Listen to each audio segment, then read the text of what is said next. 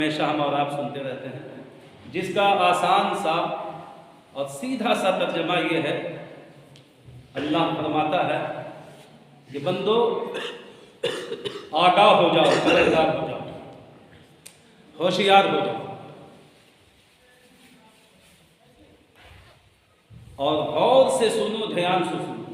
जब इस किस्म का जुमला बोलते हैं तो वो इसीलिए बोलते हैं कि लोगों को चौकन्ना और खबरदार करना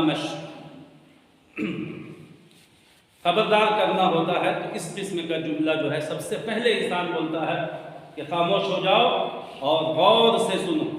यही अंदाज अल्लाह तबारक व तआला ने कुरान मुक़द्दस में अपनाया कि पहले अपने बंदों को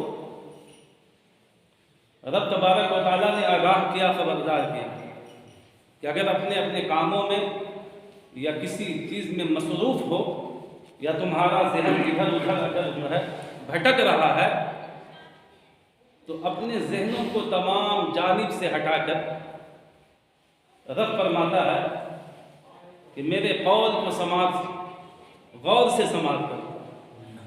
जब बंदे एकदम मुतवज्जे हो गए और जब सुनना चाहा तो रब तबारक व तआला ने क्या इरशाद फरमाया, इन्ना औलिया अल्लाह ला खौफुन अलैहिम वला हुम यहज़नून।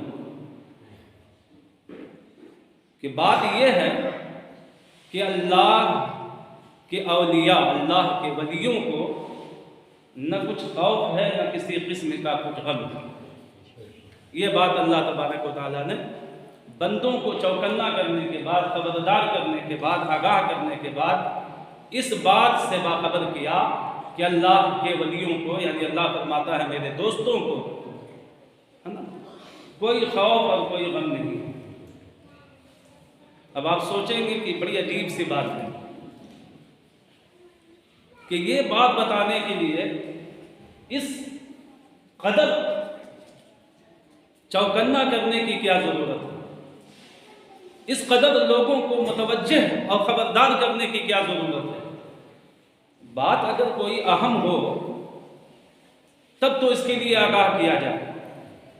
अगर किसी मसले की बात होती, कोई अकीदा की बात बताई जाती, किसी मसले से रोशनास कराया जाता, कोई अहम बात बताई जाती और उसके बाद अगर जो है इस तरीके से चौकन्ना किया जाता तब एक बात समझ में आती है कि हाँ ये बड़ी अहम बात है। लेकिन इस कदर चौकन्ना करने के बाद रब तबारक व तआला फरमा रहा है इन्ना औलिया अल्लाह, बेशक अल्लाह के वलियों को न कोई खौफ है न कोई गम। भाई हैरत की बात है ना कि इससे अब आप सोचिए, अब मैं कहूँ कि हाफिज साहब को कोई खौफ कोई गम नहीं है, या फला साहब को कोई खौफ और कोई गम नहीं है, तो अब कोई खौफ और गम इनको नहीं है तो इसमें हमारा और आपका क्या फायदा है। भाई खौफ इनको नहीं है, गम इनको नहीं है, तो इसमें हमारा क्या फायदा है। और हम ये जानकर क्या करें, हमें अगर बताना था तो फराइज़ नमाज बताया जाता, हमें अगर बताना था तो वाजिबात नमाज से दोषनाश कराया जाता, अगर हमें किसी बात से खबरदार करना था तो अकीदे की बात बताई जाती, अगर हम बंदों को अगर कोई बात बतानी थी तो हराम और हलाल की बात बताई जाती, अगर हमें किसी बात से रुशनास कराना था तो जायज़ और नाजायज़ की बात बताई जाती। इससे हमारा फ़ायदा था। ये जानकर हम क्या करें कि अल्लाह के वलियों को न कोई खौफ है न कोई गम है, ये तो उनका फ़ायदा है, इसमें हमारा क्या फ़ायदा है, इसमें हमारा क्या फ़ायदा है। लेकिन दोस्तों बज़ाहिर तो ये बात समझ में आ रही है कि इसमें हमारा कोई फ़ायदा नहीं, और इससे जो है हमें क्या मिलेगा और हम ये जानकर क्या करें। सबसे पहली बात तो ये देखिए कि वली कहते किसे हैं, वली कहते किसे हैं, इसको समझना जरूरी है। तो वली का कई एक माना आप डिक्शनरी और लोगत में देखेंगे, उनमें 3 माना बड़ा मशहूर और मारूफ है वली का, है ना। एक माना वली का है दोस्त, और एक माना वली का है मददगार, और एक माना वली का जो अहम और मशहूर माना है वो है करीब, करीब। और भी बहुत सारे जो है वलियों के माने हैं, लेकिन जो मशहूर व मारूफ आपको लुगत में माना मिलेगा ये 3 माने आपको मिलेंगे। तो अब इसका मतलब ये हुआ कि खबरदार हो जाओ, आगाह हो जाओ।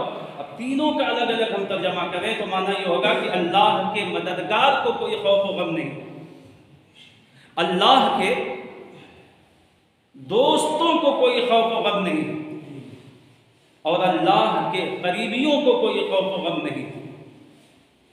लेकिन बहरहाल ये तीनों माना भी करते हैं तो इसमें हमारा क्या फायदा, हमारा इससे क्या फायदा? तो दोस्तों फायदा है, इसलिए कि कौन ऐसा शख्स है जो अल्लाह का दोस्त ना बनना चाहता, और कौन ऐसा शख्स है जो अल्लाह का करीबी न बनना चाहता। हर एक की तमन्ना होती है कि मैं रब का करीब हो जाऊं, मैं रब का नज़दीकी हो जाऊं। अब जाहिर है दुनियावी किसी बादशाह का कोई नज़दीकी हो जाता है तो बादशाह की बात तो छोड़िए, एक छोटे मोटे जो है पंच और सरपंच का कोई करीबी हो जाता है तो वो सीना टाइट करके चलता है। और यहाँ गुर्बत की जो बात हो रही है ये उस बादशाह से गुर्बत की बात हो रही है जिसने तमाम बादशाहों को बादशाहत अता की। अब हर एक की तमन्ना ये होती है ना कि मैं भी अल्लाह तबारक व तआला का करीबी हो जाऊं, मैं अल्लाह तबारक व तआला का नज़दीकी हो जाऊं, अल्लाह तबारक व तआला मुझे अपना करीबी बना ले। तो हर एक की तमन्ना ये होती है। माशाअल्लाह आप सब नमाजी हैं, आप सब नमाज पढ़ते हैं। आपसे मैं पूछूं कि बताइए आप नमाज क्यों पढ़ते हैं? ठीक, आपका जवाब यही होगा इसलिए कि अल्लाह हमें अपना ले, अल्लाह हमें अपना दोस्त बना ले। किसी भी रोजा रखने वाले से आप पूछें यही जवाब होगा कि आप क्यों रखते हो? भाई वजह यह है कि अल्लाह मुझे अपना बना ले, अल्लाह मुझे अपना दोस्त बना ले, अल्लाह मुझे अपना करीबी बना ले। तो हर एक की ख्वाहिश और हर एक की तमन्ना यही होती है कि रब तबारक व तआला मुझे अपना करीबी बना ले। चाहे वो नमाजी हो, उससे सवाल करो तो एक नमाजी भी यही जवाब देगा, इसलिए मैं नमाज पढ़ता हूं ताकि अल्लाह मुझे अपना करीबी बना ले।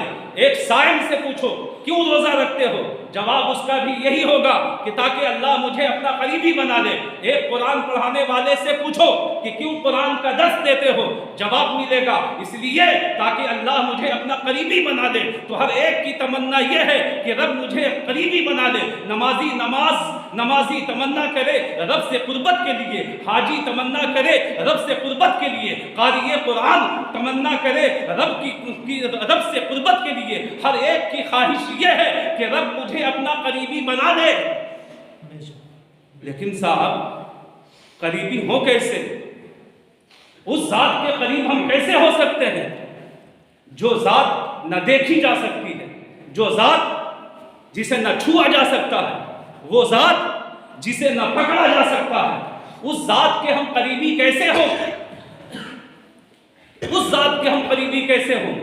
तो जब इंसान ये सोचता है कि भाई हम रब के करीब हो कैसे सकते हैं, इसलिए कि कुर्बत के लिए तो मामला ये है कि कुर्बत दोनों तरफ से हो, ये भी मुझे देखता हो, वो भी मुझे देखता हो, वो भी मेरे सामने हो और ये भी मेरे सामने हो। कुर्बत जब दोनों तरफ से हो तब जो है ये कुर्बत बनती है। लेकिन रब तो वो है कि न देखा जा सकता है, न उसे पकड़ा जा सकता है, न उसे छुआ जा सकता है। तो जब रब तबारक व तआला को देखा ही नहीं जा सकता है तो फिर रब तबारक व तआला से हम कुर्बत कैसे हासिल कर सकते हैं? तो रब तबारक व तआला ने इसी चीज का जवाब दिया, बंदो घबराने की जरूरत नहीं है। अगर तुम मेरा करीबी बनना चाहता है और मुझसे करीब होना चाहता है, तो मुझसे कुर्बत के लिए तुझे इस दुनिया को छोड़ने की जरूरत नहीं है। तुझे जो है इस हद से गुजरकर दूसरे हद में जाने की जरूरत नहीं है। नहीं, देख, मैंने तेरे ही दरमियान में अपने कुछ करीबी बंदों को रख दिया है कि जब कोई उनसे करीब हो जाता है तो रब तबारक व तआला उसे भी अपना करीबी बना लेता है। बंदों में से उस करीबी बंदे का नाम है गरीब नवाज, जो रब तबारक व तआला के करीबी है। लेकिन हो सकता है कि भाई आजकल तो जगह जगह एतराज है, जगह जगह जो है सवाल पैदा होता है। हो सकता है कि किसी का दिमाग खराब हो और वो खड़ा होकर कह रहे हजरत ये कैसी बात कर रहे हैं, कुर्बत तो दोनों तरफ से होती है। ये क्या मतलब है कि ख्वाजा गरीब नवाज अल्लाह के करीबी हैं और हम अल्लाह के करीबी नहीं हैं? इसलिए कि उसी कुरान में अल्लाह तबारक व तआला दूसरी जगह इरशाद फरमा रहा है, नहनु अक़रबु इलैहि मिन हब्लिल वरीद। अल्लाह फरमाता है कि मैं हर बंदे से उसकी रगे जां से ज्यादा करीब हूं। हर बंदे से उसकी रगे जां से ज्यादा करीब है। और रगे जां समझते हैं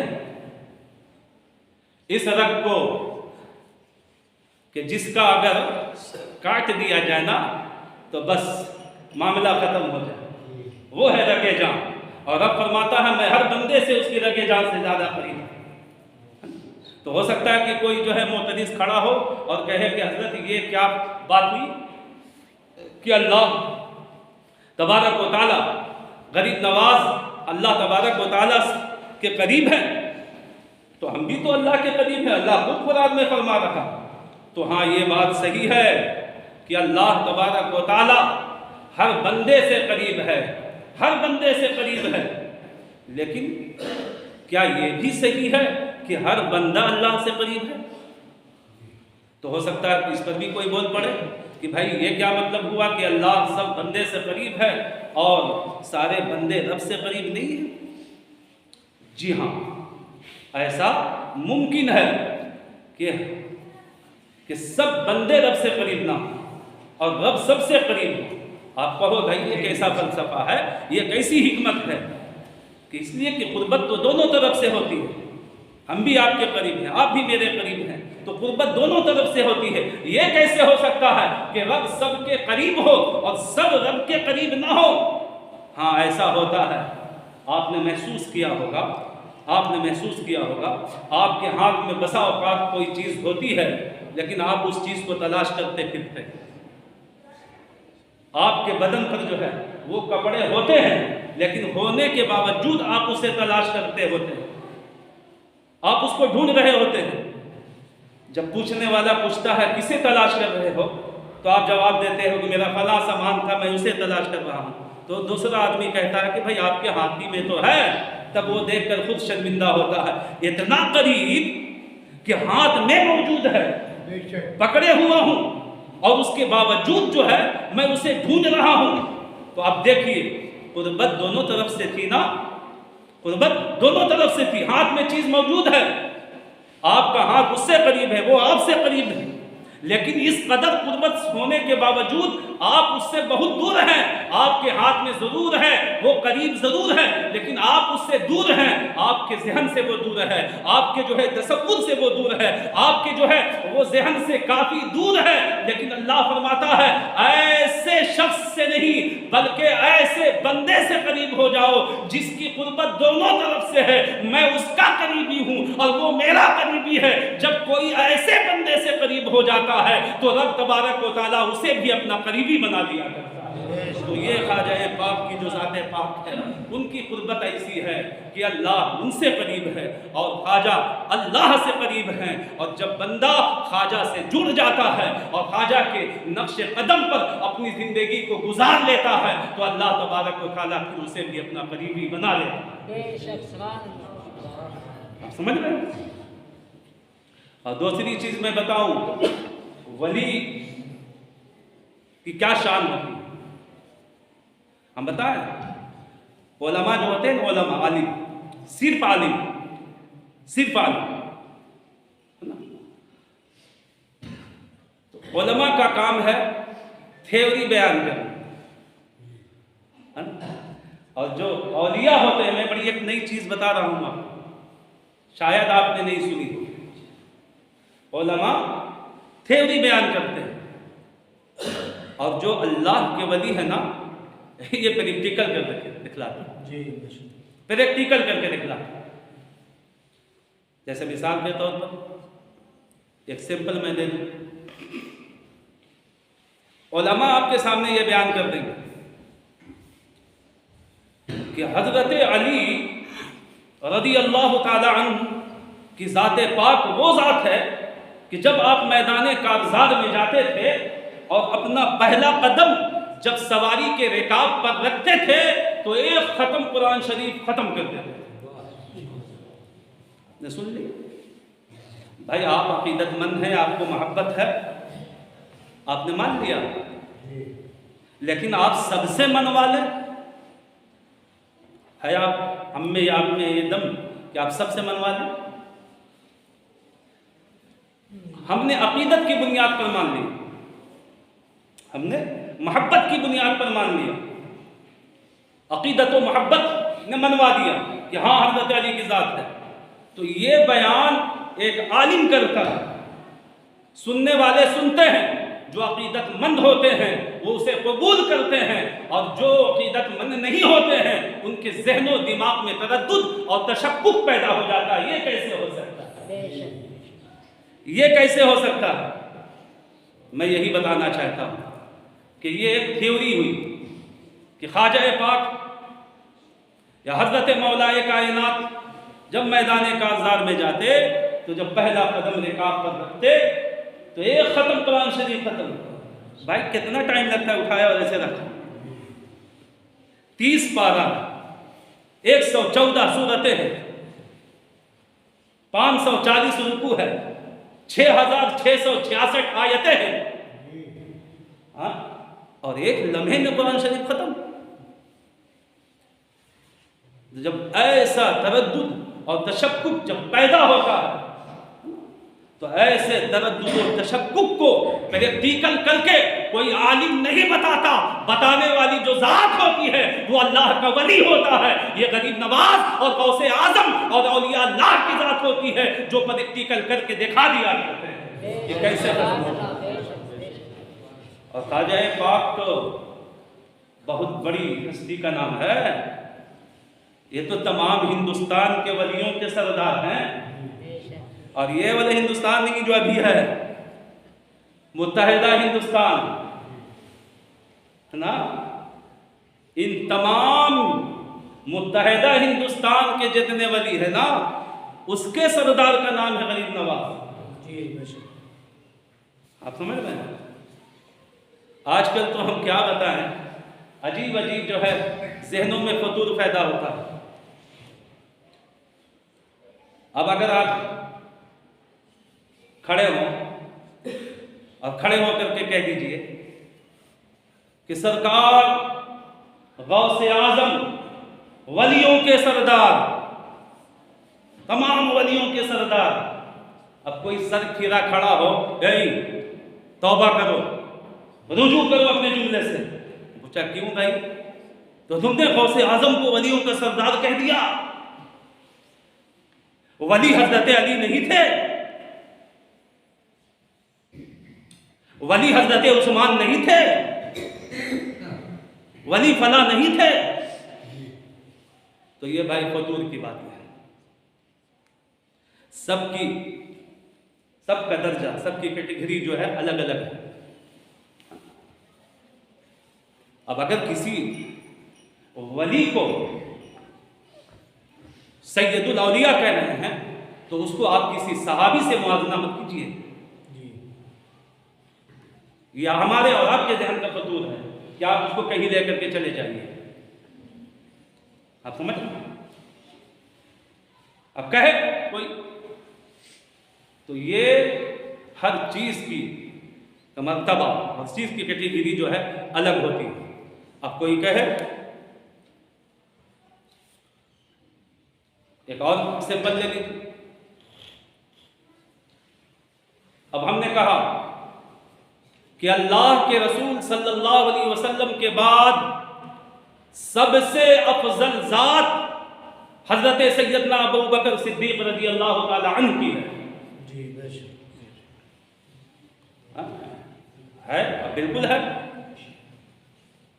अब कोई खड़ा हो और खड़ा होकर के कहे कि हजरत मूसा से भी, हजरत ईसा से भी, हजरत इदरीस से भी, हजरत नूह से भी, तो इसके ज़हन का फतूर है।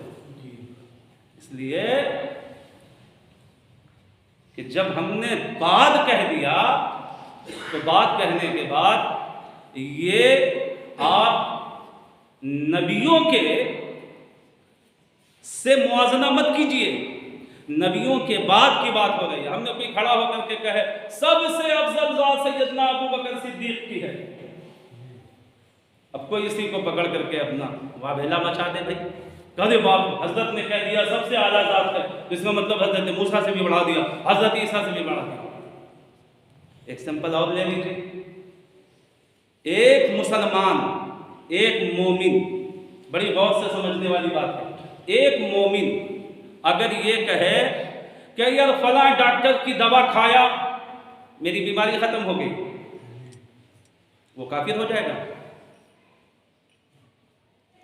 क्यों भाई, क्यों नहीं होगा?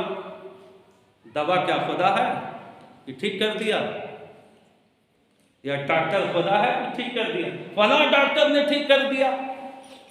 अब कोई खड़ा होकर के कहे तौबा कीजिए, कलमा पढ़िए, क्यों भाई? आपने तो डॉक्टर को जो है कह दिया कि उसने ठीक कर दिया।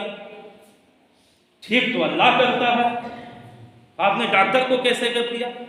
आपने जो है दवा की तरफ निस्बत कर दी, तो आप तो काफिर हो गए। अब अगर कोई सरखिरा अगर इस किस्म की बात करे तो इसके ज़हन का फतूर है। तो एक मोमिन अगर जब कहता है कि पानी पिया या प्यास बुझ गई, तो कोई ऐसा मोमिन नहीं होगा जो अपने ज़हन में ये फतूर पैदा करे कि इसने पानी को खुदा बना दिया। इसलिए कि वो जान रहा है कि मोमिन जब ऐसा जुमला बोलता है तो उसका अकीदा यही होता है कि पानी में अल्लाह ने वो शिफा रखी है और वो कुव्वत व ताकत रखी है कि प्यास को बुझा दे, यानी हकीकी मुसब्बब वो जो है अल्लाह को गर्दान रहा है, और ये सबब जो है पानी को समझ रहा है, ये वो समझता है। तो एक मोमिन जब इस तरीके का जुमला बोलता है तो उसके लिए जो है ज़हन में फतूर नहीं होना चाहिए, है ना? हाँ, एक काफिर अगर कहे,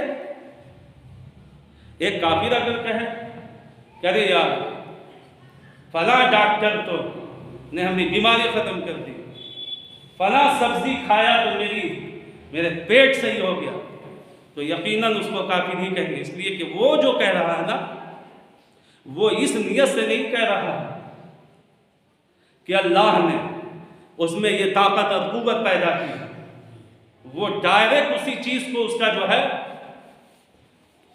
उसी चीज को जो है हकीकत में जो है अच्छा करने वाला वो समझता है, इसलिए वो काफिर है।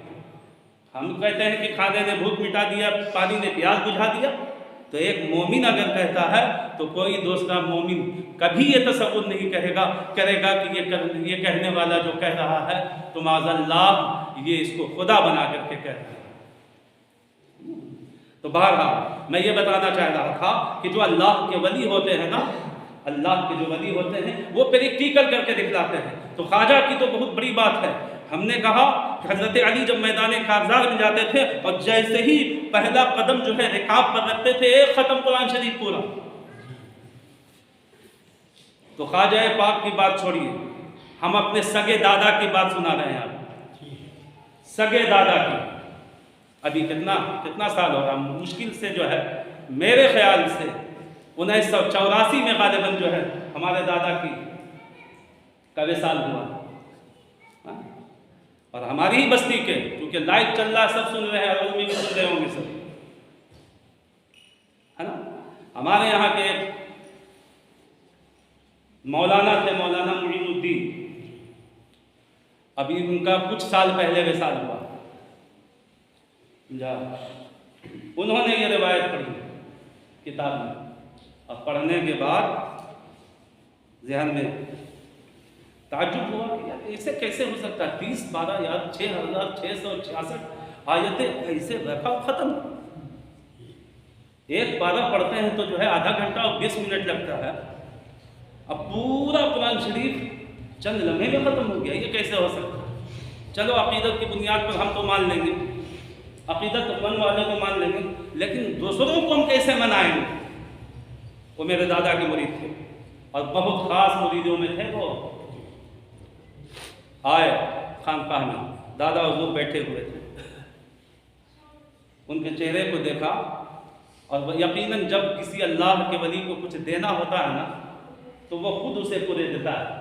अरे क्या बात है, क्यों परेशान हो, तुम्हारा चेहरा मगमूम क्यों है, क्यों तुम इतनी उलझन में हो, बार बार पूछता है कि ये जो है बस बता दे और उसके बाद उसको आता तरीका होता है। देखा दादा ने बड़ा मज़ेदार है, चेहरा मुरझाया हुआ, पूछा क्या बात है बेटा मोइन, क्या बात है, क्यों इतना गमज़दा। नहीं हो तो कोई बात नहीं ना, इससे पहले तो तुम ऐसे नहीं रहते, वजह क्या है, तुम्हारा चेहरा जो है इस कदर गमज़दा क्यों है। जब कई मरतबा इसरार किया तब उन्होंने कहा कि हुजूर रात में एक किताब पढ़ रहा था तो उस किताब में मैंने देखा कि हज़रत अली के ताल्लुक़ से एक हिकायत लिखी हुई थी कि जब मौलाए कायनात जब मैदान काज़ार में जाते थे और जैसे ही अपना पहला कदम रिकाब पर रखते थे एक ख़त्म कुरान शरीफ खत्म कर देते थे। ये सोच करके हुजूर अक़ीदत और मोहब्बत वाले तो मान लेंगे, लेकिन दूसरे को कैसे मनवाएं, ये बात समझ में नहीं आती। तो दादा हुजूर मुस्कुराने कहा कि बेटा एक ही ख़त्म में तुमको ताज्जुब हो रहा है, अरे वो चाहे तो हज़ारों ख़त्म कर सकते हैं। कहा हज़ारों ख़त्म कर सकते हैं, हुजूर यही तो समझना है। बोले ठीक है, घर जाओ, सुबह आस्ताना मस्जिद में नमाज़ पढ़ना और नमाज़ पढ़ने के बाद जो ज़िक्र अस्कार करते हो वो कर लेना और करने के बाद सीधा मेरे पास आना। गए, रात भर बेचैनी में गुजरी, सुबह करके बाजमात आस्ताना मस्जिद में नमाज़ पढ़ी, नमाज़ पढ़ने के बाद ज़िक्र अस्कार और मखदूम पाक के तबले पर जो है फातिहा पढ़ी और फातिहा पढ़ने के बाद जो है आप खानकाह में सीधे आए। दादा बैठे हुए थे, आगे मोइन जी हज़रत आ गए, अच्छा जाओ वज़ू कर लो। फजूर बावज़ू नमाज़ पढ़ कर के आ रहा, उनके क्या हर्ज है अगर वज़ू पर भी वज़ू कर लो तो, हाँ कोई हर्ज नहीं है, लेकिन ठीक है जाओ वज़ू कर लो। अब देखिएगा गौर से सुनिएगा किस तरीके से प्रैक्टिकल करते हैं अल्लाह वाले। उसके बाद फिर जो है उन्होंने वज़ू किया, वज़ू करके आए, दादा ने कहा बेटा मुसल्ला बिछाओ, मुसल्ला बिछा दी, बैठ बैठ। उसके बाद कहा इतनी रकत नमाज पढ़ा, इस्तिग़फ़ार पता नहीं कितनी मरतबा पढ़ने के लिए कहा, इतनी मरतबा इस्तिग़फ़ार किया। उसके बाद कोई और वजीफ़ा बताया, वो किया। जब अलगर्ज़ ये कि जो कुछ बताना था वो सब बता दिया और वो मौलाना मोइनुद्दीन सब करते गए। और जब सब कर लिया तो दादा ने पूछा कि हो गया, कहा हाँ हज़रत हो गया। बोले कि बस अब बैठ जा, अब जो हम बता रहे हैं ना उसे गौर से सुन और उस वक्त तक जुबान मत रोकना जब तक मैं न मना कर दूं, जब तक मैं न मना कर दूं। बोला ठीक है हुजूर, बैठा ले और हल्का जिक्र दिया। हल्का जिक्र को मामूली न समझिए, जो खानकाहों में कराया जाता है ला इलाहा इल्लल्लाह, है ना, ये बहुत ज़बरदस्त चीज़ है। उसके बाद बोला कि देख तुझे ये करना है, यहाँ से ऐसे उठाना है, यहाँ तक ला कहना है और यहाँ से इधर गिर की तरफ गिराना है इल्लल्लाह कहते हुए, और उस वक्त तक मत रुकना जब तक मैं ना रोक दूँ। अब गौर से सुनना। उसके बाद मौलाना मोइन साहब स्टार्ट हुए, ला इलाहा इल्लल्लाह, ला इलाहा इल्लल्लाह जो करने लगे। अब अल्लाह बेहतर जाने कि 25 मरतबा किया कि 50 मरतबा किया कि 75 मरतबा किया, ये कुछ नहीं, अभी कुछ ही ज़र्ब लगाया ही था कि पूरे जिस्म पर उनके थरथराहट और कपकपी पैदा हुई।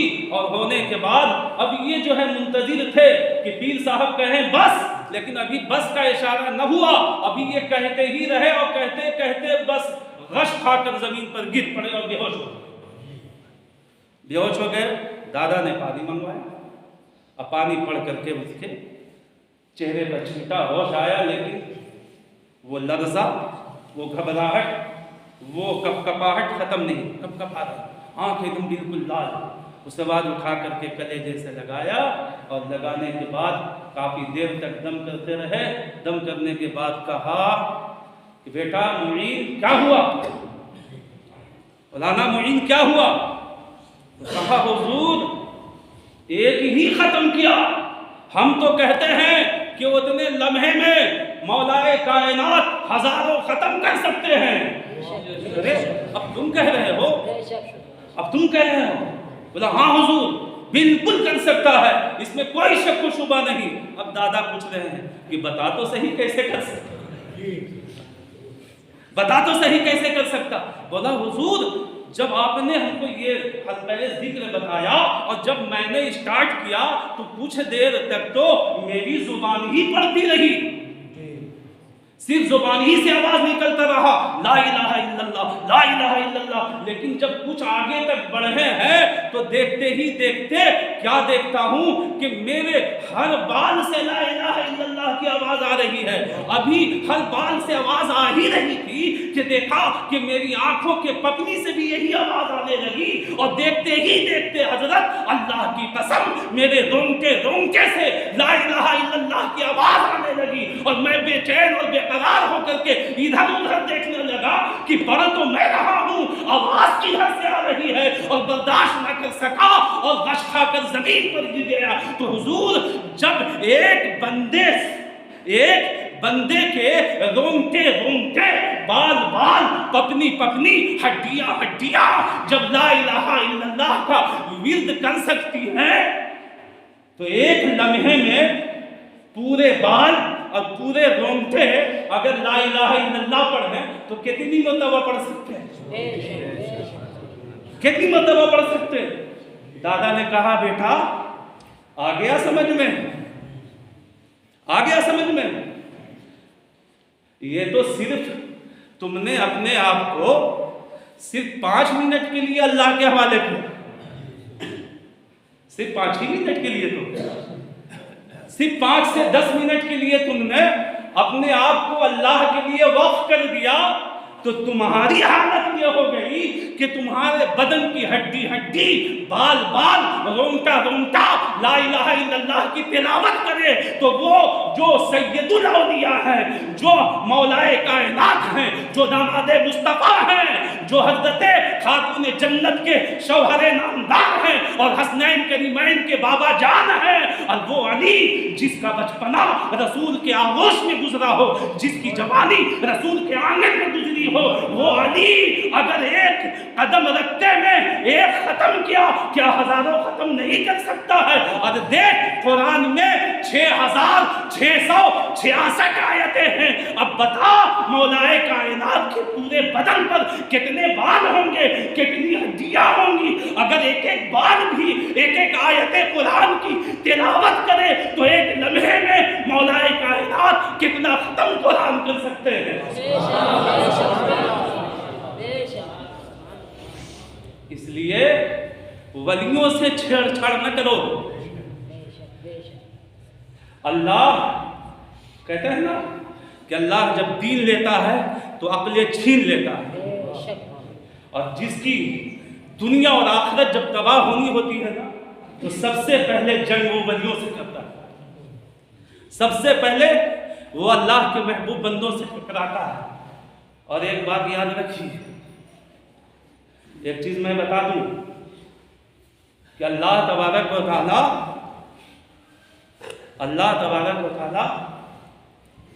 हर गलती माफ फरमा देगा, अरहमुर राहिमीन है। लेकिन वही अल्लाह है जो ये कहता है कि जो मेरे वलियों से पंगा लेता है ना तो मैं खुद उससे ऐलाने जंग करता हूं, मैं खुद उससे ऐलाने जंग करता हूं। तो अब आप सोच सकिए कि कोई भी गलती हो, अरे हक तो ये है कि कुफ्र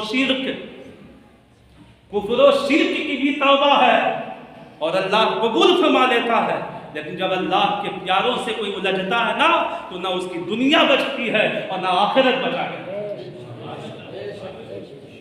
ये हस्तियां होती हैं अल्लाह के जो महबूब बंदे होते हैं।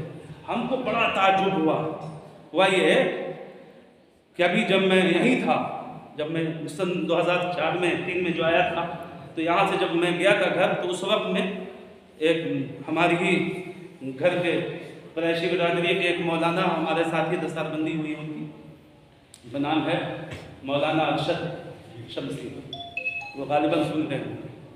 तो उन्होंने मेरे दादा हुजूर पर किताब लिखनी चाहिए। उन्होंने हमसे कहा कि ये ऐसा है कि अभी तो दादा हुजूर के बहुत सारे मुरीद बाहयात हैं, तो क्यों ना चल करके जो है उनसे मुलाकात करके जो जो बातें उन्होंने देखी और जो महसूस किया है उनसे पूछ करके कलम बंद करूँ। मतलब बहुत अच्छी बात है, चलते हैं। तो हम 3-4 लोग, हम हमारे बड़े भाई मौलाना को और सब गए दादा के मुरीदीन के पास। जाते जाते तो उसी में हज़रत मौलाना मोइनुद्दीन ने कहा कि हमारे साथ 2 बड़ा अहम मामला पेश है। एक और है लेकिन वक्त की किल्लत है, मैं बता रहा। और एक हम जो बोले ये कि मैं समझना चाहता था कि ये क्यों कर हो सकता है, तो मैं यही बताना चाहता हूँ दोस्तों कि उलमा थ्योरी बयान करते हैं और जो अल्लाह का वली होता है वो प्रैक्टिकल करके दिखाते हैं। तो अल्लाह के जो वली होते हैं ये बड़ी मायनाज होते हैं। और सरकार गरीब नवाज तो मुत्तहिदा हिंदुस्तान के वलियों के राजा है। इनकी क्या शान और क्या शौकत होगी, क्या ये कम है कि गरीब नवाज रज़ी अल्लाह ताला के ज़ात पाक जब आप हज करने के लिए गए अपने आबाई वतन से, सारे इलाके को होते हुए जब वहाँ पहुँचे, आप भी तवाफ़ कर रहे थे, आप भी हज के जो है अरकान अदा कर रहे थे कि भरे मजमे में जब हज अदायगी हो गई और जब रौज़ा रसूलुल्लाह सल्लल्लाहु अलैहि वसल्लम पर जब नबी का ये हाल पहुँचा है और वहाँ जाने के बाद जब आपने फातिहा ख़वानी की, सरकार पाक सल्लल्लाहु अलैहि वसल्लम के दर अक़दस पर जब आपने सलात व सलाम का नजराना ही अक़ीदत पेश किया, तो हुजूम गवाह है कि उस वक्त जो है क़ब्र अनवर से आवाज़ आई, बेटा मुईन, तुझे अल्लाह ने दीन का मुईन बनाया है, तुझे अल्लाह ने दीन का मुईन बनाया है, तुझको अल्लाह ने दीन का मददगार बनाया है। बेटा तुझे बशारत है कि हिंदुस्तान जो कि इस वक्त कुफरिस्तान है, तुझे वहाँ की विलायत अता होती है। अताए रसूल क्यों कहा जाता है? अताए रसूल, रसूल के दिए हुए, कि फलां ने फलां हमको, फलां शख्स ने हमको फलां चीज़ अता की, क्या मतलब दी। तो अताए रसूल गरीब नवाज को इसलिए कहा जाता है कि उनको मज़ार अक़दस से जो है ये मुद्दा सुनाया गया था कि जा तुझे हिंदुस्तान दिया गया, इसलिए आपका लक़ब अताए रसूल है। बहरहाल आपकी ज़िंदगी के कई गोशे हैं, लेकिन चूँकि जो है अब हमारा वक्त जो है जाने का हो रहा है, मैं बताना सिर्फ ये चाहता हूँ दोस्तों कि अल्लाह के वलियों की शान बड़ी निराली होती है। उनकी बारगाह में से अगर कुछ हासिल करना हो ना तो उसी अंदाज से जाए। आज हम लोग जाते हैं कुछ नहीं मिलता है, बोलते हैं यार कहाँ मिला कुछ, हम उस अंदाज से जाते ही नहीं। जब कोई उस अंदाज से जाता, अच्छा जब तक कड़क हो करके जोगी जयपाल रहा था कुछ मिला था? कुछ मिला? जब तक सांप भेजता रहा कुछ मिला होगा जैसे?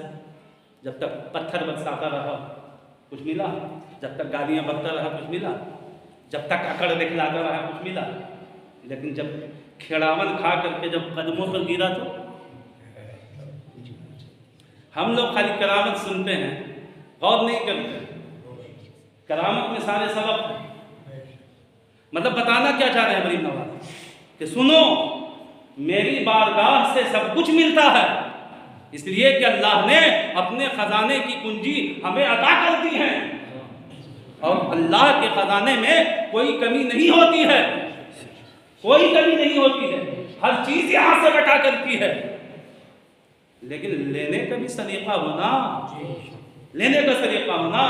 तुम गौर नहीं करते हो, जोगी जयपाल को उस वक्त तक कुछ मिला जब तक वो सांप भेजता रहा, जब तक वो पत्थर बरसाता रहा, जब तक वो आग जली करता रहा, कुछ मिला। जब तक वो बकवास करता रहा, कुछ मिला नहीं। लेकिन जब सरे निराज खम करके ख्वाजा के कदमों पर जब झुका है तो सब कुछ ख्वाजा ने अता कर दिया। अरे सबसे बड़ी नेमत ईमान से सरफराज कर दिया और साथ ही साथ एक ही लम्हे में उसे वली कामिल भी बना दिया। तो जब गरीब, जब औलिया अल्लाह की बारगाह में कोई सरे न्याज खम करके जाता है ना, तो उसे मिला करता है। और कड़ करके जाओगे, ज़हन में ये फुतूर भरा हो, अरे इन्होंने कौन सी किताब लिखी माता, ये क्या जानते हैं, ये क्या है, ये फतूर हो। आ जा करके 1 महीना खड़े रहो यार, क्या मिलेगा। आपने सुना नहीं वो अंधे वाला वाकया, पता नहीं बरसों से मांग रहा, ख्वाजा आंख दे दे, ख्वाजा आंख दे दे, मिल ही नहीं रहा। और जब मिला तो लम्हे में मिल गया, मिला तो लम्हे में मिल गया। दोनों पहलू ख्वाजा ने बयान कर दी। एक तो ये कि खड़े हो करके खाली जुबान से मत बोलो दे दे ख्वाजा, और तुम्हारा ज़हन हो मार्केट में, दे दे ख्वाजा तुम्हारा ज़हन हो तारागढ़ पे, दे दे ख्वाजा तुम्हारा ज़हन हो आना सागर में, दे दे ख्वाजा और तुम्हारा ज़हन मार्केटों में गर्दिश करता हो, तो नहीं मिलता। ऐसे ही वो अंधा मांग रहा था, मांग तो साल भर से रहा था कि दे दे ख्वाजा, लेकिन ज़हन कहीं और भटक रहा था। दे दे ख्वाजा, वो कहीं और घूम रहा था। लेकिन जब शहंशाह वक्त आलमगीर ने कहा, हजरत औरंगजेब आलमगीर ने सुन, मैं अंदर तो जा रहा हूँ, फातिहा पढ़ के लौटूं और तेरी आंख नहीं आई तो तेरा सर कलम अभी गए हैं। बस जो साल भर से मांग रहा था उसे अब तक कुछ नहीं मिला। और लम्हे में जब हजरत औरंगजेब अंदर गए और बाहर आए तो पकड़ कर कह रहा है, बादशाह सलामत, सब कुछ दिख रहा है, सब कुछ दिख रहा है। तो मांगने का सलीका होना, मांगने का ढंग हो। तो हम जाते जरूर हैं, हम करामतें सुनते जरूर हैं, जो अदब का पहलू लेकर के जाता है अल्लाह की कसम कभी वापस नहीं आता। जब ज़हन हाजिर करके जाता है वो कभी इन बारगाहों से जो है खाली नहीं आता, खाली नहीं आता।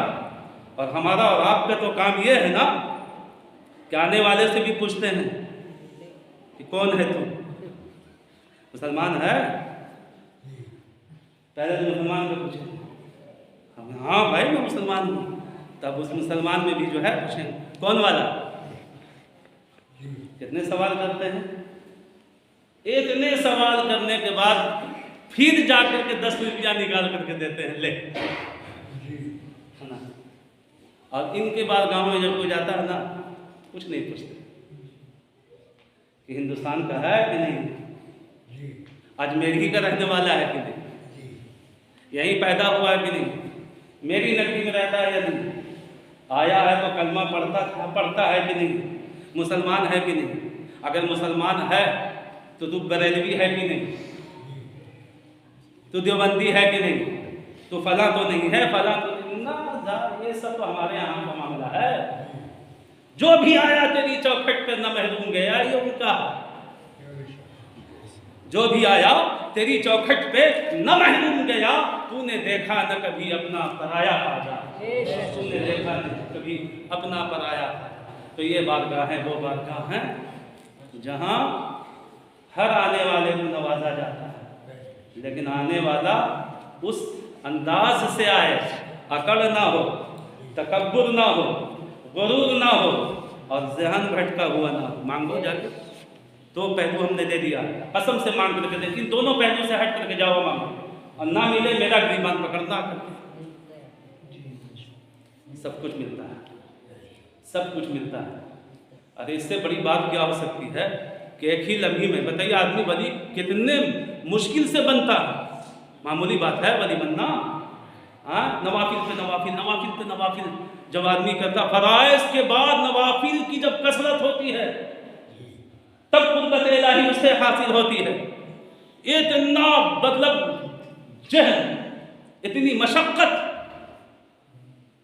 सारी जो अल्लाह वाले होते हैं, और जब वो अल्लाह का वली बनना चाहता है तो ना जाने कितनी कितनी रातें जो है ऐशा की वजू से फजर की नमाज पढ़ता है, तब उसे विलायत नसीब होती है। इतनी मशक्क़त, जोगी जयपाल को इतना मशक्क़त तो नहीं हुआ, को तो एक ही लम्हे में सब मिल गया। तो अंदाज होना चाहिए, अंदाज। और अच्छा आदमी तो अपनी हैसियत तो पहचानता भी नहीं है, पहचानता है कि नहीं?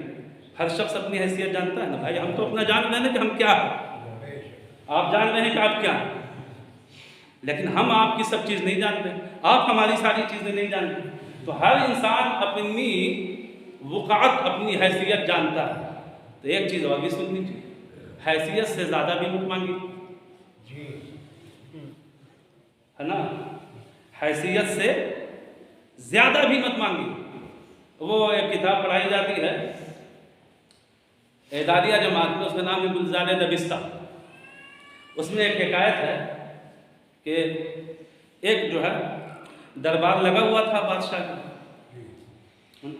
सिकंदर बादशाह जो है बैठे हुए थे और सारे दरबारी थे, सब सायल मांगने वाले थे, सब अपनी अपनी कमी ध्यान थे। उस दिन बादशाह बड़ा खुश था।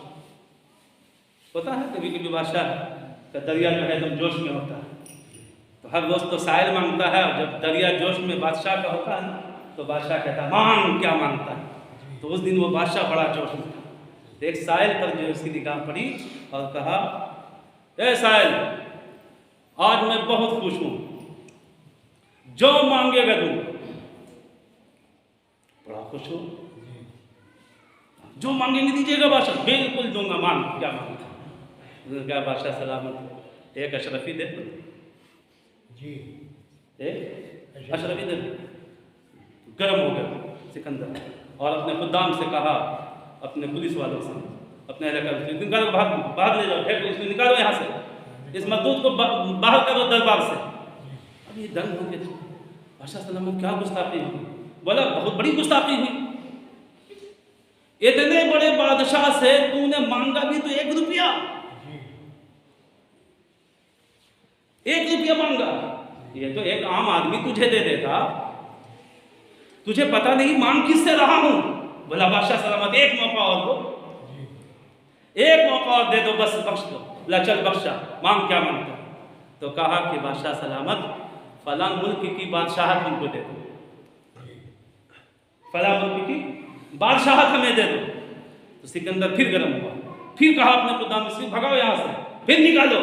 कहा बादशाह सलामत, बात समझ में नहीं आती, 1 रुपया मांगा जब भी निकाल रहे हो, और 1 मुल्क की बादशाहत मांग रहा हूं जब भी निकाल रहे हो, आखिर वजह क्या है? कहा बेवकूफ, पहले जो तूने मांगा 1 रुपया, वो मेरी हैसियत से बहुत कम मांगा, और जब दूसरा सवाल जो तूने किया, पूरी 1 मुल्क की बादशाहत तूने मांगी, तो तू अपनी औकात से ज्यादा मांग रहा है। न तू पूरी सल्तनत संभाल सकता है, और न मैं इतना बड़ा बादशाह होकर के तुझे 1 रुपया दे सकता हूं। इसलिए मांग की वो तो नहीं जो तेरी औकात है। और जब मुझसे मांग रहा है तो ऐसा मांग कि जिसको तू बर्दाश्त कर सके और मैं इतना डाल सकूं।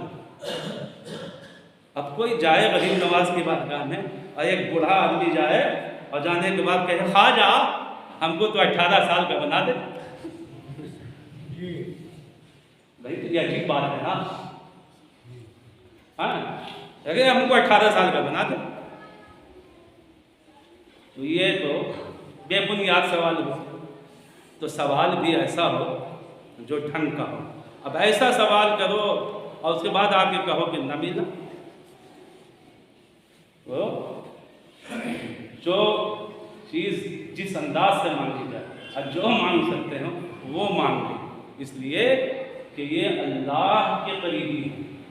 और अल्लाह ऐसा बादशाह है कि जिसके ख़जाने में कोई कमी नहीं है, और जो उसका करीबी हो जाता है, रब तबारक व तआला अपने ख़जाने की कुंजी उन्हें दे देता है, फिर उनके पास जो भी आता है और जो वो मांगता है वो उसे अता कर देते हैं, लेकिन अपनी हैसियत और औकात के मुताबिक। अल्लाह तबारक व तआला इस मुख्तसर से बयान को अपनी बारगाह में कबूल फरमा ले और हम सबको सच्चा पक्का आशिक़ गरीब नवाज बनाए, उनके नक्शे कदम पर हम सबको चलने की तौफ़ीक़ रफ़ीक़ अता फरमाए। व आखिरु दावाना अनिल हम्दुलिल्लाहि रब्बिल आलमीन।